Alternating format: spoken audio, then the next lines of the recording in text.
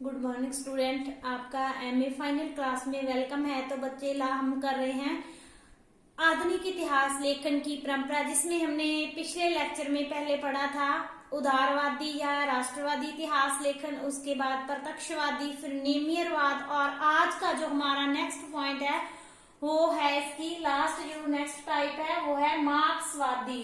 कौन सा? मार्क्सवादी। तो बच्चे जो मार्क्सवाद की अवधारणा थी वो किसने दी थी? कार्ल मार्क्स ने दी थी। इस विचारधारा का प्रतिपादन किया था कार्ल मार्क्स ने, क्योंकि बच्चे हम जानते हैं कि जो समय समय पर विभिन्न दार्शनिकों ने अपनी अपनी विचारधाराओं से अपने अपने युग को प्रभावित किया था। तो जब मार्क्सवाद का टाइम पीरियड आया था उस समय कौन सा दार्शनिक था? कार्ल मार्क्स था। तो वर्तमान युग में जिसको हम आधुनिक इतिहास लेखन या आधुनिक युग के नाम से जानते हैं, उसमें इतिहास लेखन पर कार्ल मार्क्स का प्रभाव हमें स्पष्ट रूप में दिखाई देता है। चाहे कि कार्ल मार्क्स ने जो इतिहास में हीगल का अनुयायी कह सकते हैं, कार्ल मार्क्स को हम इतिहास लेखन में हीगल का अनुयायी कह सकते हैं, परंतु बच्चे जो कार्ल मार्क्स था वो इतिहास दर्शन का एक महान विचारक, नैतिकता का महान समर्थक और जो सामाजिक विचारधारा का प्रबल अनुयायी था। उसने हीगल की द्वंद्वात्मक पद्धति का अध्ययन किया था और इसको ही उसने अनुसरण किया था। कौन सी प्रणाली का अनुसरण किया था? कार्ल मार्क्स ने हीगल की द्वंद्वात्मक पद्धति का अनुसरण किया था, परंतु उसने इतिहास की अवधारणा में इस पद्धति को चेंज कर दिया था, क्योंकि हीगल ने अपनी द्वंद्वात्मक पद्धति में आदर्शवाद का वर्णन किया है, परंतु जो कार्ल मार्क्स था उसने हीगल की द्वंद्वात्मक पद्धति में परिवर्तन करते हुए आदर्शवाद के स्थान पर किस चीज का वर्णन किया है? भौतिकवाद का वर्णन किया है, क्योंकि जो कार्ल मार्क्स था उसका दृष्टिकोण वैज्ञानिक था और वो जो समाज में परिवर्तित होने वाली हर घटना के पीछे आर्थिक कारणों को मानता था। तो कार्ल मार्क्स की विचारधारा का हम आगे दो विचारों के अंदर उसका वर्णन करते हैं। पहला है उसकी द्वंद्वात्मक भौतिकवाद और दूसरा है कार्ल मार्क्स के इतिहास की भौतिकवादी व्याख्या। पहली कौन सी है? द्वंद्वात्मक भौतिकवाद। तो इसकी हम मानते हैं कि जो कार्ल मार्क्स था वो विचार को जगत का आधार नहीं मानता था, विचारों को बेस नहीं मानता था, परंतु वो विचारों की जगह पर उसने भौतिक पदार्थ को जगत का आधार माना था। विचार की बजाय किसको? भौतिक पदार्थ, मतलब को जो पदार्थ पाए जाते हैं। क्लियर? तो उसके भौतिक जो भौतिकवाद था वो द्वंद्वात्मक था। तो कार्ल मार्क्स का जो भौतिक द्वंद्वात्मक था उसकी विशेषताओं की बच्चों अगर हम बात करें तो पहले उसने कहा था कि प्रकृति है जो प्रकृति है वो अचानक एकत्र की गई वस्तुओं से संगठित ना होकर बल्कि परस्पर संबंधित पदार्थों पर निर्भर करती है। क्लियर? किसके अंदर कहा था? द्वंद्वात्मक भौतिकवाद के। दूसरा उसने जो उसकी विशेषता थी द्वंद्वात्मक भौतिकवाद की वो थी कि वो भौतिक पदार्थों की गतिशीलता में विश्वास रखता था। गतिशीलता मतलब कंटिन्यूटी चेंज में, कि जो गतिशीलता क्या है, गतिशीलता में क्या होता है?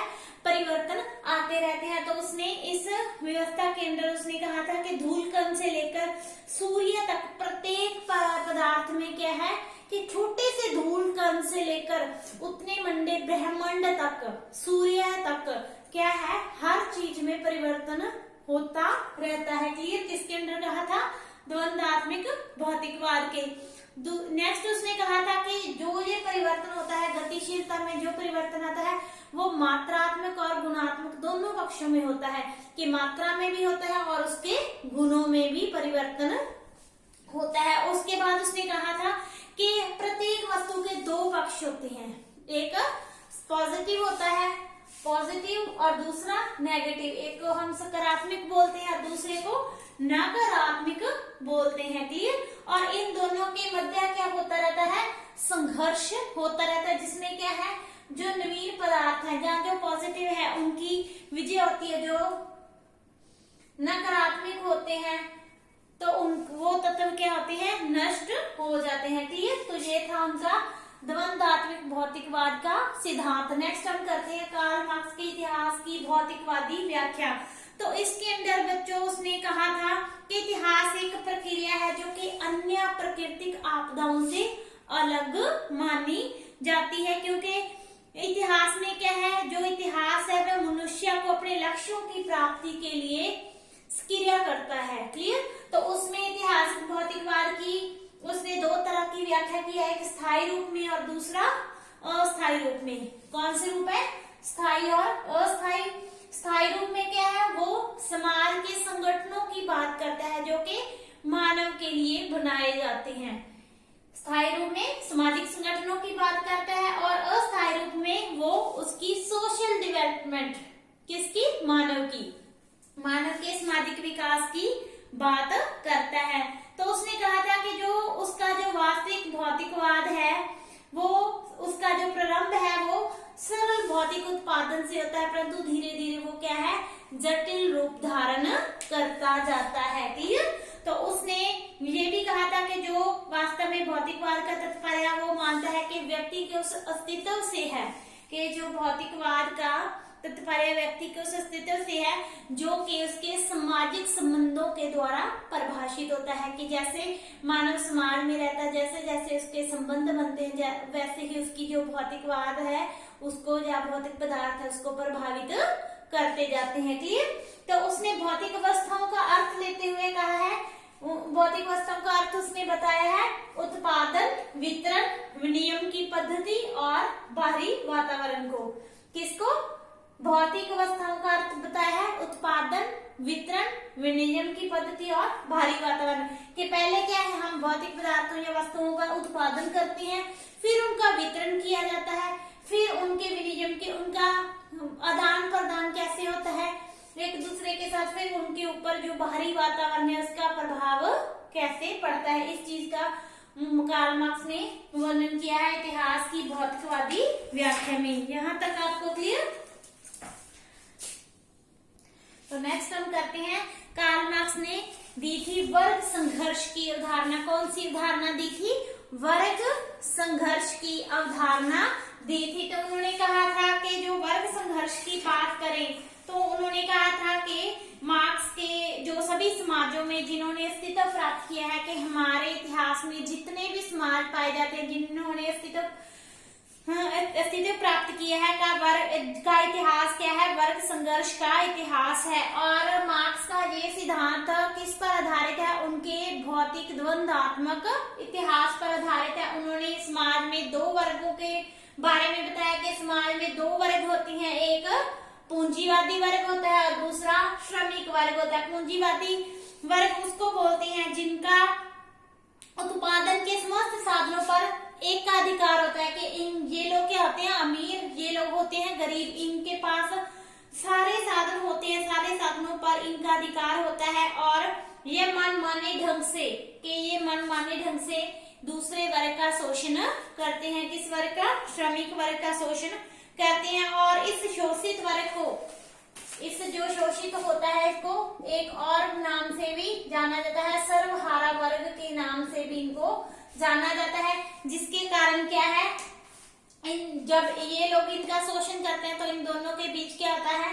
विरोध, झगड़ा या विरोध की स्थिति उत्पन्न होती है। तो इनमें जो अंत में विजय होती है वो होती है श्रमिक वर्ग की।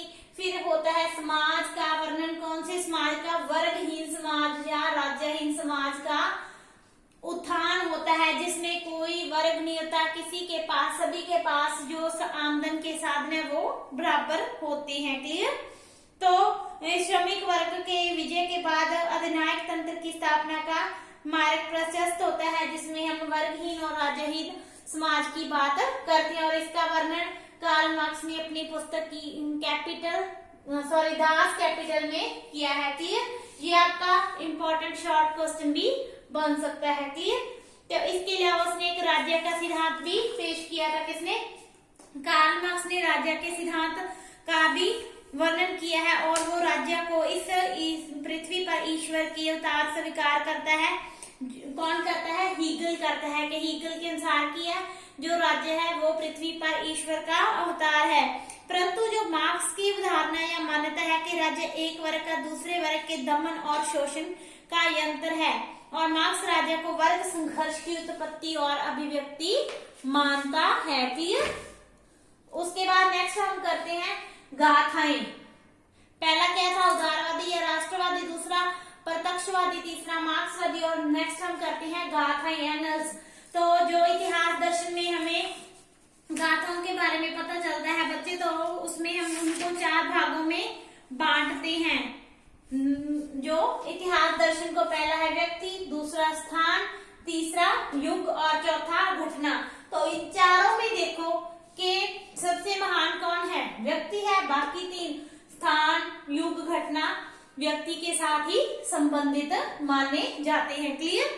तो जब हम इन समस्त अंगों में महत्वपूर्ण अंग व्यक्ति को मानते हैं और जो शेष 3 अंग है वो व्यक्ति के साथ ही जुड़े होते हैं, तो इस व्यक्ति को कौन सा नाम दिया जाता है? महापुरुष, युग पुरुष या महान व्यक्ति। वेरी इंपॉर्टेंट, लॉन्ग क्वेश्चन भी बन सकता है। तो जब हम इतिहास के अंदर हम कहते हैं कि जो मानव है वो ईश्वर की एक श्रेष्ठ रचना है, हम इतिहास में भी मानव के कार्य और उपलब्धियों का ही जिक्र करते हैं। परंतु क्या है, जब हम इतिहासकार या हम इतिहास लेखन में राजाओं, उनकी शासकों, उनकी कार्यशैली, उनके क्रियाकलापों को उल्लेख करते हैं, इसके अलावा उनके वर्णन में हम पुरोहितों, मंत्रियों का भी उल्लेख करते हैं, परंतु एक बात, उसमें जनसाधारण या साधारण लोगों का वर्णन नहीं किया जाता और ना ही साधारण जनता के कष्टों और दुखों का वर्णन मिलता है। तो इस तरह जो इतिहास में सहायक विशिष्ट व्यक्ति को ही हम ऐतिहासिक व्यक्ति या युग पुरुष का नाम दे सकते हैं। क्लियर? तो इस युग पुरुष के बारे में हीगल ने अपने विचार दिए थे। हीगल ने कहा था, हीगल एक इतिहासकार था, तो हीगल ने कहा था कि किसी युग का महापुरुष वो व्यक्ति है जिसने युग की आकांक्षाओं को शब्द दे सके, युग के बारे में बता सके और युग की क्रियाओं को क्रियान्वित कर सके। क्लियर? तो इसी तरह बच्चे उदारवादी इतिहासकारों ने भी महापुरुष को ऐतिहासिक या इतिहास लेखन कार्य में विशेष स्थान दिया था। उसके बाद एजेपी टेलर ने भी कहा था कि इतिहास में हम महापुरुषों की भूमिका के महत्व को स्वीकार करते हैं और उसने महापुरुष की भूमिका के बारे में लिखते हुए कहा था कि जो आधुनिक यूरोप का इतिहास है उसमें नेपोलियन, बिस्मार्क, लेनिन के संदर्भ में लिखा जाना चाहिए, क्योंकि यूरोपीय इतिहास में इन महापुरुषों ने बहुत ही महत्वपूर्ण योगदान दिया था। क्लियर? उसके बाद हम नेक्स्ट पॉइंट करते हैं कि युग पुरुषों के पक्ष में हम क्या तर्क दे सकते हैं कि युग पुरुषों के बारे में क्या कहा जा सकता है। तो मनुष्य की विचारधारा का जो स्वरूप है, बच्चों को निरंतर परिवर्तित होता रहता है और कुछ विद्वानों की ये धारणा बन गई है कि इतिहास क्या है, इतिहास मानव की विशेष भूमिका होती है, क्योंकि महापुरुष क्या करते हैं, घटनाओं का पहले ही अनुमान लगा लेते हैं और उसी के अनुसार वे भावी घटनाओं के संबंध में पहले ही समाज को सावधान कर देते हैं। क्लियर? तो हेनरी पेरेन ने भी अपनी कोटेशन दी थी कि इतिहास क्या है, समाज में रहने वाले मनुष्य के कार्यों और उपलब्धियों की कहानी है। फिर भी हम क्या है, इतिहास में समाज के प्रत्येक व्यक्ति का अध्ययन नहीं करते बल्कि महान व्यक्तियों का ही अध्ययन करते हैं और उसमें महान व्यक्तियों का, शासकों का, विचारकों का, दार्शनिकों, उनकी उपलब्धियों का अध्ययन करते हैं। तो जो ये महान व्यक्ति हैं वो ही इतिहास में महापुरुष कहे जाते हैं, जो हमें राजनीतिक, सामाजिक, आर्थिक, धार्मिक क्षेत्र में लोगों को नई विचारधारा देते हैं। यहाँ तक आपको क्लियर? नेक्स्ट हमारा पॉइंट आता है युग पुरुष की विशेषता, वेरी इंपॉर्टेंट। तो इतिहास में हम 2 प्रकार के व्यक्तियों के बारे में पढ़ते हैं। पहले है सामान्य व्यक्ति, जिसमें हम जैसे आम लोग आते हैं। दूसरे आते हैं विशिष्ट व्यक्ति, तो जिनको हम युग पुरुष या महापुरुष का नाम भी देते हैं। क्लियर?